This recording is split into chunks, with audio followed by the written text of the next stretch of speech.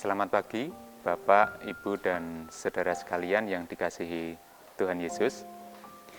Untuk mengawali pagi hari ini, saya akan membawakan renungan. Kita akan masuk renungan bersama di pagi hari ini. Sebelumnya, mari kita awali dengan berdoa. Mari kita berdoa. Terima kasih Tuhan karena kebaikan-Mu, kasih setia-Mu Tuhan, kasih-Mu yang selalu baru setiap pagi dalam kehidupan kami. Kami sungguh mengucap syukur Tuhan bahwa Engkau terus mengasihi kehidupan kami Tuhan. Pagi hari ini telah Engkau siapkan Tuhan bagi kami, firman Tuhan, supaya Engkau Tuhan juga menyiapkan hati kami, kuasai diri kami, Roh Kudus yang menolong kami untuk memahami firman Tuhan.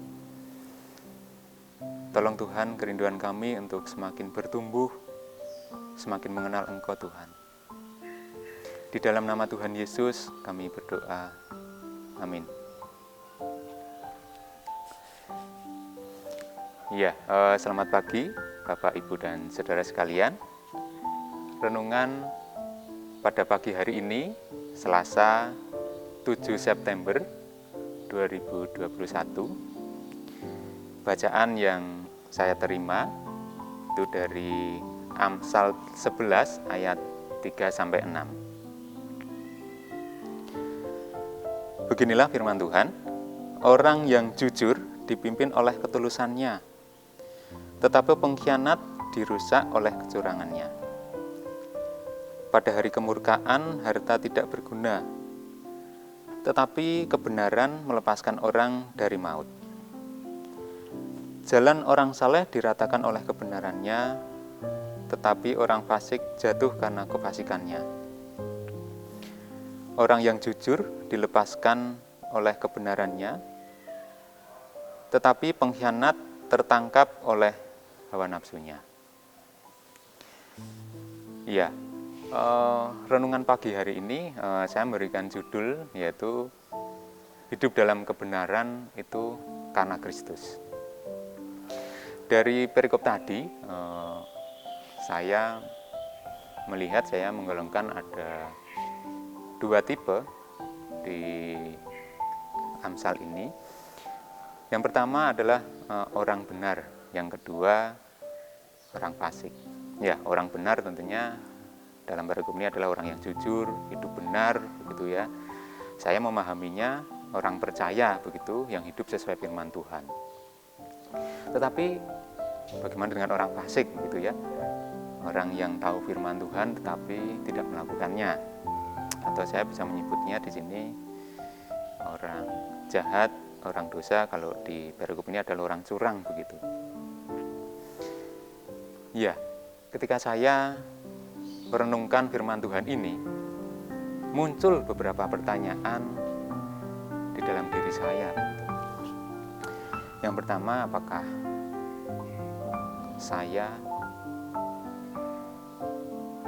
saya sudah hidup sebagai orang benar begitu? Hidup sebagai orang benar yang hidup benar tentunya. Dalam Imamat 19 ayat 2 mengatakan, kuduslah kamu, sebab aku Tuhan Allahmu kudus. Jadi yang diinginkan Allah adalah hidup kudus, hidup benar dalam konteks ini. Iya, muncul pertanyaan lagi dalam diri saya, mengapa kita semua, Bapak, Ibu, dan Saudara, harus hidup benar? Pentingnya apa begitu ya? Kenapa hidup benar itu penting? Gitu. Saya sangat menikmati di Galatia 2 ayat 20. Firman-Nya mengatakan, Paulus mengatakan, namun aku hidup, tetapi bukan lagi aku sendiri yang hidup, melainkan Kristus yang hidup di dalam aku. Dan hidupku yang kuhidupi sekarang ini di dalam daging adalah hidup oleh iman dalam Anak Allah yang telah mengasihi aku dan menyerahkan dirinya untuk aku. Jadi kenapa saya harus hidup benar begitu? Tentunya tadi sudah saya sampaikan di Galatia 20, saya menikmati karena ada Kristus, ada Yesus yang ada di dalam diri kita, ada roh Tuhan, ada roh Kristus yang ada di dalam diri kita, di dalam aku, kata Petrus, di dalamnya. Jadi, dan bagaimana ketika Paulus mengatakan bahwa yang dihidupi di dalam iman ini karena kasih karunia Allah, karena Allah yang telah mengasihi, karena Allah telah menyerahkan dirinya untuk kita. Ya, tentunya hidup di dalam Kristus, hidup oleh iman harus ada ekspresinya, harus diekspresikan. Karena tentunya iman tanpa perbuatan adalah mati, gitu. Ya, muncul pertanyaan lagi, lalu bagaimana supaya saya tetap hidup benar? Bagaimana supaya Bapak, Ibu, dan saudara sekalian tetap hidup benar? Seperti seorang muda yang menjaga kelakuannya tetap bersih, harus menjaganya sesuai dengan firman Tuhan. Jadi, ya harus dengan firman Tuhan, begitu. Di 2 Korintus 3 ayat 16, saya menikmati begini. Segala tulisan yang diilhamkan Allah memang bermanfaat untuk mengajar, untuk menyatakan kesalahan, untuk memperbaiki kelakuan dan mendidik orang dalam kebenaran. Jadi, firman Tuhan ini ada kuasa di dalam firman Tuhan. Jadi dikatakan tadi, kuasa firman Tuhan itu mengajar, menyatakan kesalahan, memperbaiki kelakuan, kuasanya juga mendidik kita dalam kebenaran. Ya, seorang harus menjaganya sesuai dengan firman Tuhan, karena di dalam firman Tuhan ada kuasa yang bisa mengubahkan kehidupan. Nah, lalu bagaimana kita tahu, saya dan Bapak, Ibu, saudara sekalian, apakah kita saat ini sudah hidup benar, begitu ya? Jangan-jangan berkebalikan, kita saat ini belum hidup benar. Ya, saya sangat ditolong oleh firman Tuhan. Ternyata hidup benar itu bisa kita rasakan, dan yang kedua juga orang lain juga bisa merasakan. Nah, hidup benar itu bisa dirasakan dari buahnya, begitu. Buah-buah kebenaran. Di Galatia 20 adalah, saya menyebutnya di situ ada buah roh, gitu ya. Buahnya orang yang melakukan hidup kebenaran. Di Galatia 5 ayat 20 mengatakan firman Tuhan, tetapi buah roh ialah kasih, sukacita, damai sejahtera, kesabaran, kemurahan, kebaikan, kesetiaan, kelemah lembutan, dan penguasaan diri.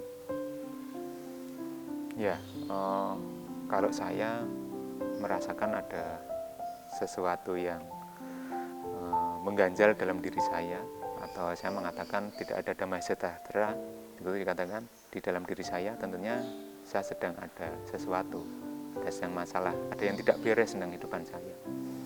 Atau kalau saya sedang tidak mengasihi, tentunya di hati ini bisa kita rasakan. Lalu orang lain juga bisa melihat, merasakan. Apakah ketika bersama-sama dengan kita, orang lain merasakan sukacita, merasakan kasih, merasakan kebaikan begitu. Nah, ya, ini menjadi renungan ini menjadi renungan kita bersama, saya dan Bapak Ibu saudara sekalian.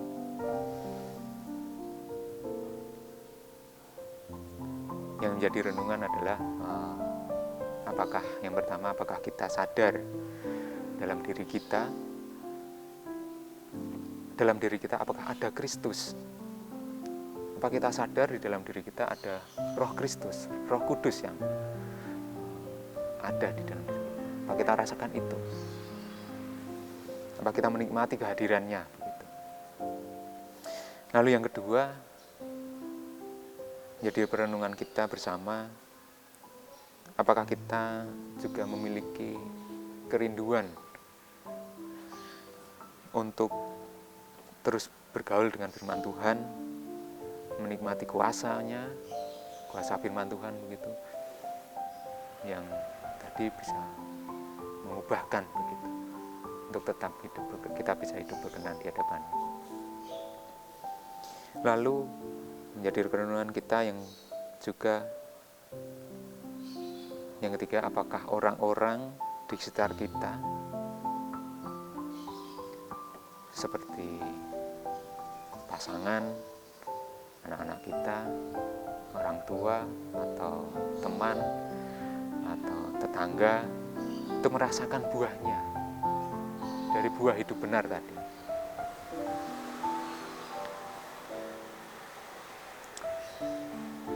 Demikian renungan pagi hari ini, Bapak, Ibu, saudara sekalian. Mari kita bersama-sama untuk terus hidup benar, tidak padamkan api, tetap hidup berkenan, berbuah untuk Tuhan Yesus. Terima kasih. Mari kita satu di dalam doa. Tuhan Yesus, terima kasih firman-Mu Tuhan yang boleh Engkau nyatakan pagi hari ini Tuhan. Kerinduan-Mu, isi hati-Mu adalah supaya kami tetap hidup benar di hadapan Engkau Tuhan, hidup benar di hadapan manusia. Supaya kami tetap kudus, sebab Engkau Tuhan yang adalah kudus Tuhan. Tuhan, bahwa Engkau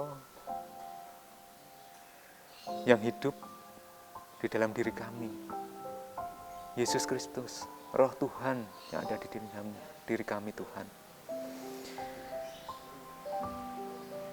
Tolong buat kami Tuhan untuk memiliki kerinduan untuk tetap hidup di dalam firman Tuhan, untuk bergaul dengan firman Tuhan.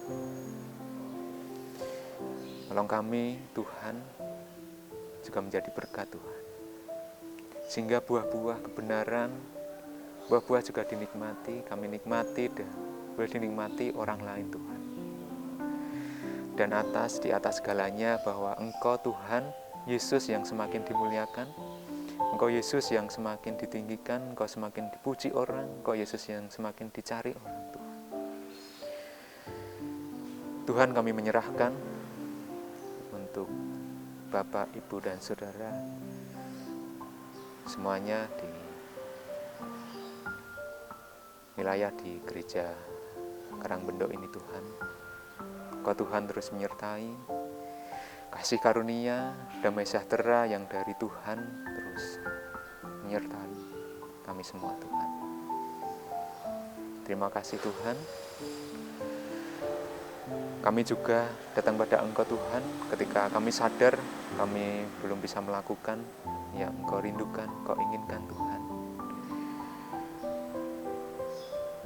Engkau Tuhan Allah yang setia dan adil, Engkau yang mengampuni, Engkau Tuhan yang menjauhkan kami dari kejahatan kami Tuhan. Terima kasih Tuhan untuk pagi hari ini Tuhan. Di dalam nama Tuhan Yesus kami terus berdoa. Terima kasih Tuhan. Amin. Terima Terima kasih, semoga ini menjadi berkat untuk kita semua. Tuhan Yesus memberkati.